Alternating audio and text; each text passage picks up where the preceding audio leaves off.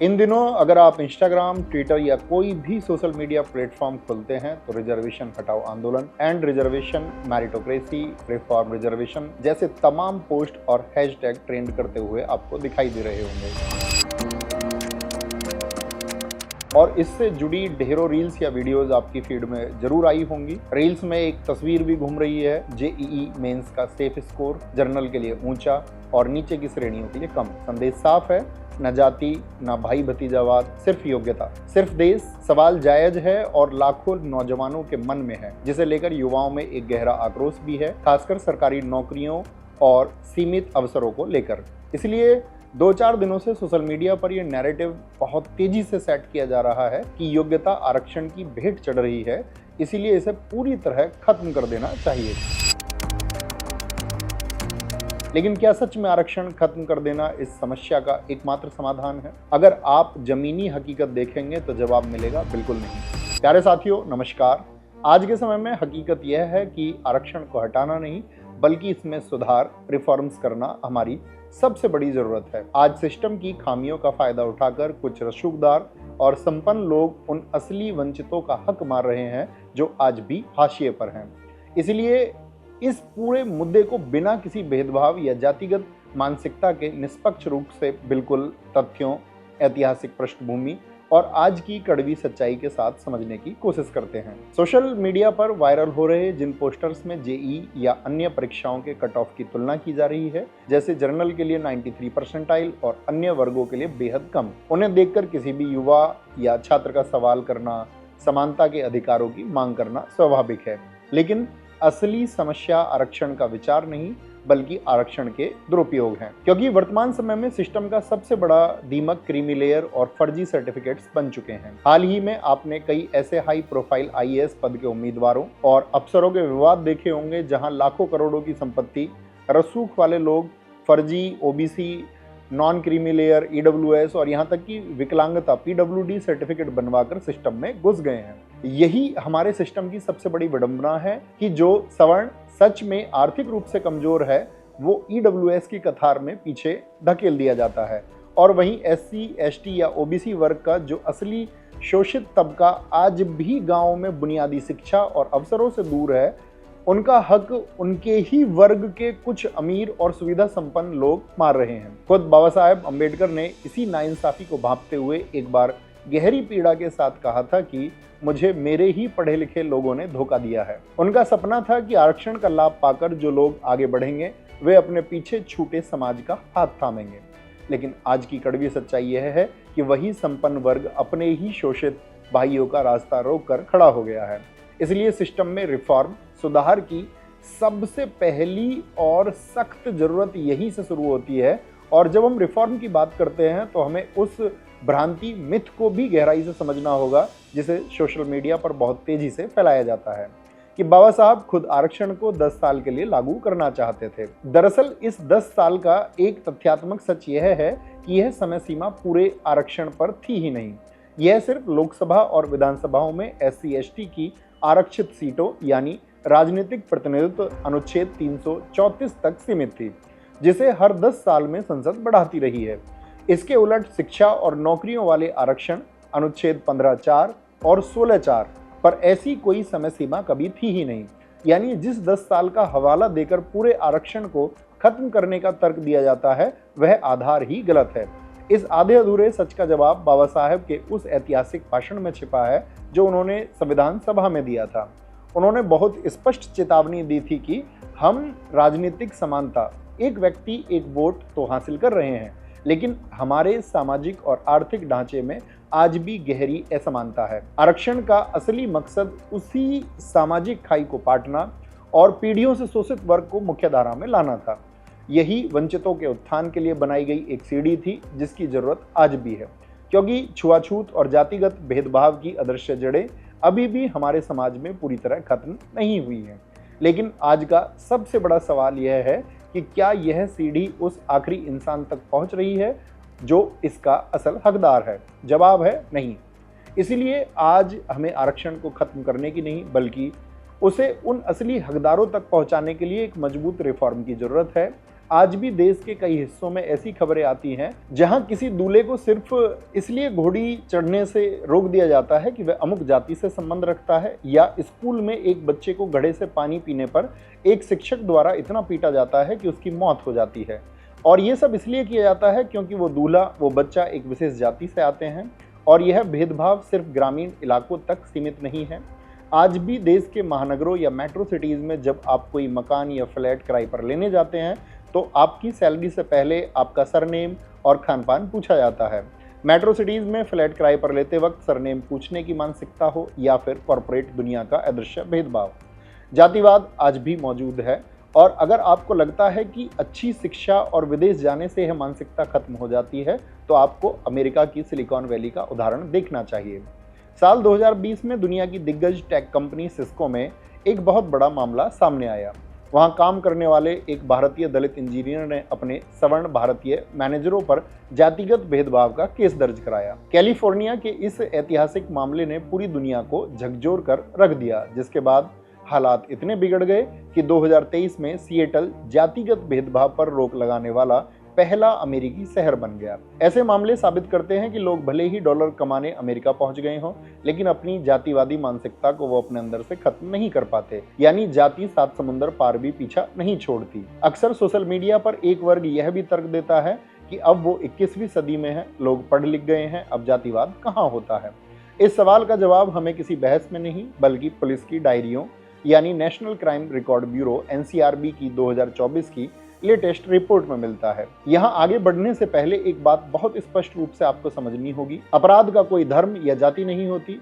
जुर्म, हत्या या महिलाओं के साथ होने वाली क्रूरता समाज के हर वर्ग के साथ होती है। सामान्य या ऊंची जाति के लोग भी इन जघन्य अपराधों का शिकार होते हैं और उनका दर्द भी उतना ही सच्चा है। मेरा मकसद किसी एक जाति को कटघरे में खड़ा करना या किसी को गलत ठहराना बिल्कुल नहीं है, लेकिन जब हम इन मुकदमों की गहराई में जाते हैं तो अपराध के कारण, मोटिव और सामाजिक वर्चस्व की एक बेहद कड़वी सच्चाई सामने आती है। NCRB 2024 के ताजा रिपोर्ट गवाह है कि आज भी समाज के निचले पायदान पर खड़े SC और ST वर्ग को रसूखदारों द्वारा सबसे आसान शिकार माना जाता है। रिपोर्ट के मुताबिक साल 2024 में अनुसूचित जाति SC के खिलाफ पूरे देश में 55,698 मामले दर्ज हुए। और ये कोई साधारण विवाद के मामले नहीं हैं। इनमें सबसे ज्यादा मामले हत्या, जानलेवा हमले और अत्याचार के हैं। इस लिस्ट में उत्तर प्रदेश 14,642 मामलों के साथ सबसे ऊपर है, जिसके बाद मध्य प्रदेश और बिहार का नंबर आता है। वहीं अनुसूचित जनजाति ST यानी आदिवासी समाज के खिलाफ भी करीब 9,966 खौफनाक मुकदमे दर्ज हुए, जिनमें उनकी जमीनों पर कब्जे और हत्या के मामले सबसे ज्यादा हैं। सबसे ज्यादा रूह कपाने वाले आंकड़े तो इन वर्गों की महिलाओं के हैं। सिर्फ एक साल में SC समाज की महिलाओं के खिलाफ बलात्कार के 4,262 मुकदमे दर्ज हुए हैं। वहीं आदिवासी ST महिलाओं के खिलाफ बलात्कार और यौन हमले के करीब 1,881 मामले सामने आए हैं। अपराध सबके साथ होता है, लेकिन जब महाराष्ट्र या मध्य प्रदेश में किसी दलित दूल्हे को घोड़ी चढ़ने से रोक दिया जाता है या छोटी जाति के किसी बुजुर्ग को मंदिर में जाने पर पीटा जाता है, मैला ढोने के लिए मजबूर किया जाता है, तो उन पर ऐसे जुर्म इसलिए नहीं होते कि वे गरीब हैं। उन पर ये जुर्म इसलिए होते हैं क्योंकि उनकी जाति छोटी है। यही वह कड़वी और नंगी सच्चाई है जो साबित करती है कि आरक्षण कोई गरीबी हटाओ या नौकरी दिलाने की योजना नहीं है। जब तक समाज में जाति के आधार पर यह शारीरिक और मानसिक हिंसा जिंदा है, जब तक एक खास वर्ग को अपना वर्चस्व दिखाने के लिए दूसरे वर्ग को कुचलने की मानसिकता जिंदा है, तब तक सत्ता और प्रशासन में वंचितों का प्रतिनिधित्व सुनिश्चित करने के लिए आरक्षण बेहद जरूरी है। अब आते हैं उस सबसे बड़े मुद्दे पर जो आज के युवाओं में इस भारी आक्रोश का असली केंद्र है, सरकारी नौकरियां और कट ऑफ का गणित। सोशल मीडिया पर एंड रिजर्वेशन की मांग करने वाला एक आम युवा आखिर इतना हताश और आक्रामक क्यों है? इसका जवाब हमें सिर्फ आरक्षण में नहीं बल्कि रोजगार के सिकुड़ते अवसरों और भर्ती प्रक्रियाओं की नाकामी में खोजना होगा। अगर हम पिछले कुछ वर्षों के सरकारी भर्तियों के ट्रैक रिकॉर्ड और टाइमलाइंस को गहराई से देखें तो एक कड़वी सच्चाई सामने आती है। सालों साल तक कोई वैकेंसी नहीं आती। अगर वैकेंसी आती भी है तो परीक्षा होने में महीनों लग जाते हैं। परीक्षा हो भी जाए तो अक्सर पेपर लीक का ग्रहण लग जाता है और अंततः मामला सालों के लिए अदालतों या जांच कमेटियों में लटक जाता है। अब जरा उस युवा की स्थिति सोचिए जो अपने घर से दूर एक छोटे से कमरे में बंद होकर अपने जीवन के 4-5 बहुमूल्य साल तैयारी में खपा देता है। जब इन अनगिनत बाधाओं को पार करने के बाद भी उसे दशमलव अंकों 0.5 या 1 नंबर से बाहर होना पड़ता है और दूसरी तरफ वह अलग अलग कैटेगरी के कट ऑफ में 10 से 20 नंबर तक का भारी फासला देखता है, तो उसे लगता है कि उसकी योग्यता मेरिट आरक्षण की भेंट चढ़ गई है। उस युवा की यह पीड़ा और उसका यह गुस्सा 100% जायज है, लेकिन यहाँ समझने वाली बात यह है कि असल में यह गुस्सा सिस्टम की नाकामी और कम होती नौकरियों का है, जो दिशा भटककर पूरी तरह से आरक्षण के खिलाफ हो गया है। अब जब हम इस सिस्टम की खामियों की बात कर रहे हैं तो हमें यह समझना होगा कि संविधान में आरक्षण का ढांचा असल में काम कैसे करता है और इसमें सेंध कहाँ से लग रही है। संविधान के अनुच्छेद 15(4) और 16(4) राज्य को यह शक्ति देते हैं कि वह सामाजिक और शैक्षणिक रूप से पिछड़े वर्गों को आरक्षण दे। वहीं अनुच्छेद 341 और 342 के तहत एससी और एसटी वर्ग को ऐतिहासिक वंचना के आधार पर आरक्षण मिला है। इसके बाद ऐतिहासिक मंडल कमीशन की सिफारिशों ने ओबीसी के लिए 27% और 103वें संविधान संशोधन के जरिए अनुच्छेद 15(6) और 16(6) जोड़कर सामान्य वर्ग के गरीबों के लिए 10% ईडब्ल्यूएस आरक्षण लागू किया गया। लेकिन असली खेल शुरू होता है इन सर्टिफिकेट्स के क्राइटेरिया मापदंड में। ओबीसी आरक्षण में क्रीमी लेयर का नियम है, यानी जिनकी सालाना आय 8 लाख रुपए से ज्यादा है वे आरक्षण से बाहर हैं। जो 8 लाख रुपए से नीचे है वो non creamy layer OBC NCL में आते हैं। हालांकि ओबीसी में यह 8 लाख आय सीमा वेतन और कृषि भूमि से हुई आय को छोड़कर गिनी जाती है। और इसके अलावा ऊंचे सरकारी पदों जैसे ग्रुप ए या 2 ग्रुप बी नौकरी वालों के बच्चे तो पद के आधार पर वैसे भी क्रीमी लेयर में आ जाते हैं। वहीं ईडब्ल्यूएस के लिए सालाना आय सीमा 8 लाख रुपए और जमीन से जुड़े कुछ नियम तय किए गए हैं, पर इसमें आय के सभी स्रोत वेतन, कृषि, व्यापार, पेशा जोड़े जाते हैं, यानी दोनों की आय सीमा 8 लाख एक जैसी नहीं है। यहीं पर सबसे बड़े रिफॉर्म की जरूरत है। आज जमीनी हकीकत यह है कि एक संपन्न व्यापारी या लाखों करोड़ों में खेलने वाला रसूखदार व्यक्ति कागजों पर अपनी आय 8 लाख रुपए से कम दिखाकर फर्जी ईडब्ल्यूएस या ओबीसी एनसीएल सर्टिफिकेट बनवा लेता है। यह योग्यता की हत्या नहीं तो और क्या है। अब बात करते हैं एससी और एसटी वर्ग की। इनके लिए आरक्षण का आधार आर्थिक नहीं बल्कि सदियों का सामाजिक तिरस्कार, छुआछूत और पिछड़ापन है, इसीलिए उन्हें यह प्रतिनिधित्व मिलना ही चाहिए। अब यहाँ एक और बात समझनी जरूरी है, उप वर्गीकरण, सब कैटेगराइजेशन, जिसका मतलब है कोटे के अंदर कोटा तय करना। जस्टिस रोहिणी कमीशन ने ओबीसी की लगभग 2600 जातियों का गहराई से अध्ययन किया और पाया कि आरक्षण का बड़ा हिस्सा केवल कुछ मुट्ठी भर जातियों तक सीमित रह गया है। आयोग ने 2018 में ओबीसी कोटे वाली 1.3 लाख से अधिक केंद्रीय नौकरियों और दाखिलों का विश्लेषण किया तो चौंकाने वाला सच सामने आया कि 97% आरक्षित नौकरियां और सीटें सिर्फ 25% ओबीसी उपजातियों को मिली। इनमें भी सबसे बड़ा हिस्सा महज 10 समुदायों ने ले लिया। वहीं इन 2600 जातियों में से 983 यानी करीब 37% जातियों को नौकरियों और संस्थानों में शून्य प्रतिनिधित्व मिला, यानी उनके हिस्से एक भी सीट नहीं आई। इसलिए कमीशन ने सिफारिश की है कि ओबीसी कोटे को अलग अलग हिस्सों में बांटा जाए ताकि अत्यंत पिछड़ी जातियों को उनका हक मिल सके। और साल 2024 में सुप्रीम कोर्ट की 7 जजों की बेंच ने भी एससी एसटी वर्ग के भीतर भी उपवर्गीकरण की ऐतिहासिक मंजूरी दी है। तो सवाल यह है कि आखिर बदलाव, रिफॉर्म्स क्या होने चाहिए। पहला सुधार, फर्जी सर्टिफिकेट्स के नेक्सस पर प्रहार और कड़ा मूल्यांकन। आज सिस्टम की सबसे बड़ी बीमारी यह है कि असली शोषित वर्ग तहसीलों के बाहर खड़ा रह जाता है और रसूखदार लोग चंद पैसों के दम पर अपनी आय और संपत्ति छिपाकर फर्जी ईडब्ल्यूएस या OBC NCL non creamy layer certificates बनवा लेते हैं। इस व्यवस्था को जड़ से बदला जाना चाहिए। आय प्रमाण पत्र बनाने की प्रक्रिया किसी बाबू या अधिकारी के हस्ताक्षर की मोहताज न होकर सीधे परिवार के जमीनी रिकॉर्ड, खसरा खतौनी और डिजिटल डेटाबेस से लिंक होनी चाहिए। और जो भी व्यक्ति या भ्रष्ट अधिकारी फर्जी सर्टिफिकेट बनाने के इस खेल में पकड़ा जाए उस पर केवल जुर्माना ना हो बल्कि उसे सरकारी सिस्टम से हमेशा के लिए ब्लैकलिस्ट करने का सख्त कानून बने।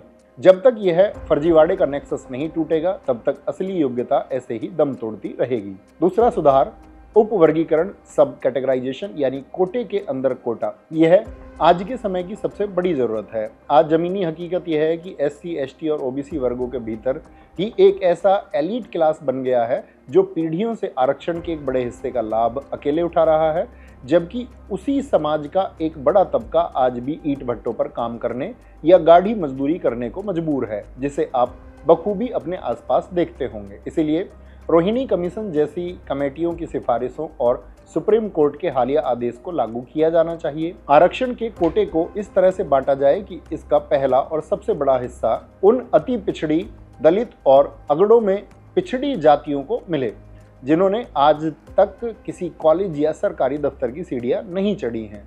तीसरा सुधार, लाभ को पीढ़ियों तक सीमित करना। बाबा साहेब का सपना था कि जो व्यक्ति आरक्षण की सीढ़ी चढ़कर ऊपर पहुंचेगा वह अपने पीछे छूटे समाज का हाथ थामेगा।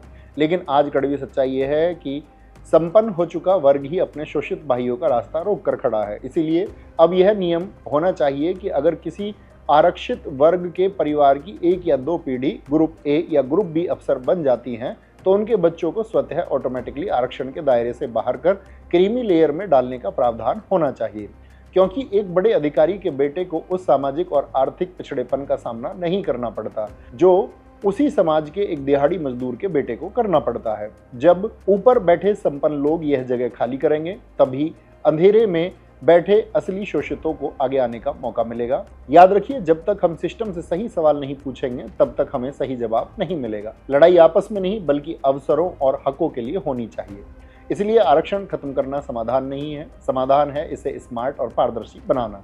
अब एक ऐसे सच पर बात करते हैं जिसे समझे बिना आरक्षण को लेकर की गई यह पूरी बात अधूरी है।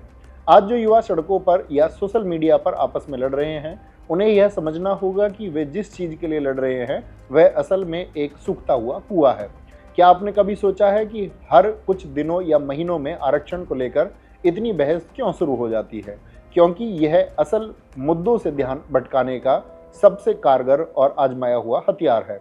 हकीकत यह है कि आज देश में कुल रोजगार का मात्र 4 से 6% हिस्सा ही सरकारी यानी सार्वजनिक क्षेत्र पब्लिक सेक्टर के पास है। इसका सीधा मतलब है कि हमारे यहाँ मसला आरक्षण का नहीं बल्कि सरकारी नौकरियों के बेहद छोटे दायरे का है। यानी 94 से 96% रोजगार प्राइवेट सेक्टर, असंगठित क्षेत्र, अनऑर्गेनाइज्ड सेक्टर या कॉन्ट्रैक्ट आउटसोर्सिंग पर निर्भर है। आज जमीनी हकीकत यह है कि रेलवे, बैंक, सरकारी अस्पताल और कई बड़े सरकारी विभागों का तेजी से निजीकरण, प्राइवेटाइजेशन हो रहा है। जो सरकारी काम पहले परमानेंट कर्मचारियों से कराए जाते थे आज वो प्राइवेट एजेंसियों को आउटसोर्स करके कराए जा रहे हैं।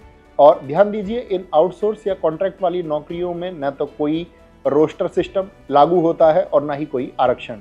तो असल में हो क्या रहा है? हमारे पढ़े लिखे युवाओं को बिना किसी आर्थिक और सामाजिक सुरक्षा के कच्चे कर्मचारी या दिहाड़ी मजदूर की तरह इस्तेमाल किया जा रहा है।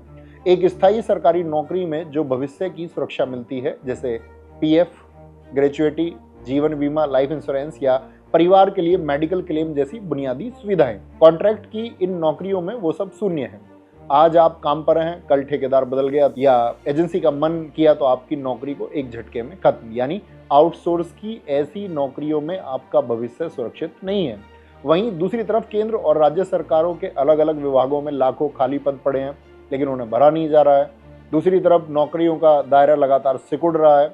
ऐसे में जब नौकरियां ही नहीं बचेंगी तो आपको 50% आरक्षण मिले या 100% नौकरियों के मामले में आरक्षण का कोई मतलब ही नहीं रह जाएगा। इसीलिए आज सवर्ण वर्ग के युवाओं का गुस्सा अपनी जगह बिल्कुल जायज है लेकिन उनका निशाना गलत है। उनकी लड़ाई आरक्षण के लाभ ले रहे उस SC, ST या OBC युवा से नहीं है जो खुद उसी गरीबी और बेरोजगारी का शिकार है। यह लड़ाई होनी चाहिए सिस्टम से, रोजगार पैदा करने वाली नीतियों से, मांग एंड रिजर्वेशन की नहीं बल्कि इस बात की होनी चाहिए कि खाली पड़े लाखों सरकारी पदों को तुरंत भरा जाए।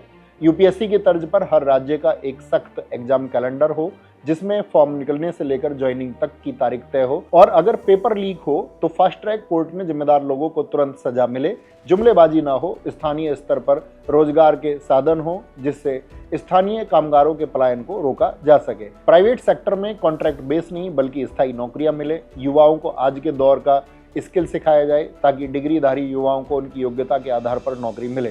देश के पढ़े लिखे युवा स्विगी, जोमेटो या फ्लिपकार्ट में डिलीवरी बॉय बनने के लिए नहीं है। आरक्षण खत्म करना समस्या का समाधान नहीं है बल्कि अवसरों, अपॉर्चुनिटीज को बढ़ाना असली समाधान है। इसीलिए मैं फिर से आपसे कहता हूं कि आरक्षण कोई खैरात, गरीबी हटाओ या नौकरी पाने की योजना नहीं है। यह उन वर्गों के लिए सत्ता और प्रशासन में हिस्सेदारी का एकमात्र रास्ता है जिन्हें सदियों तक हाशिए पर रखा गया। और ये सत्य है, आप माने या ना माने, इसीलिए आरक्षण हटाओ की मांग ना तो तार्किक है, न यथार्थवादी और ना ही संवैधानिक रूप से संभव। लेकिन जिस तरह से आज इसका फायदा एक क्रीमी लेयर और फर्जी सर्टिफिकेट वाला रसूखदार तबका उठा रहा है, वह असल में उस समाज के निचले और गरीब तबके के साथ बहुत बड़ा धोखा है। आज का जो युवा सड़क पर है उसका दर्द बिल्कुल सच्चा है। उसे 93 परसेंटाइल लाकर भी बाहर होना चुभता है, पर उसे यह समझना होगा कि उसकी योग्यता आरक्षण से नहीं बल्कि सिस्टम की नाकामी, सिकुड़ती नौकरियों, बंद होते कॉलेजों और कम होती शैक्षणिक सीटों से हार रही है। याद रखिए, जब तक हम सिस्टम से सही सवाल नहीं पूछेंगे तब तक हमें सही जवाब नहीं मिलेगा। लड़ाई आपस में नहीं बल्कि अवसरों और हकों के लिए होनी चाहिए। उम्मीद है आपको मेरी बात समझ आई होगी। जय हिंद, जय भारत, जय मां सरस्वती।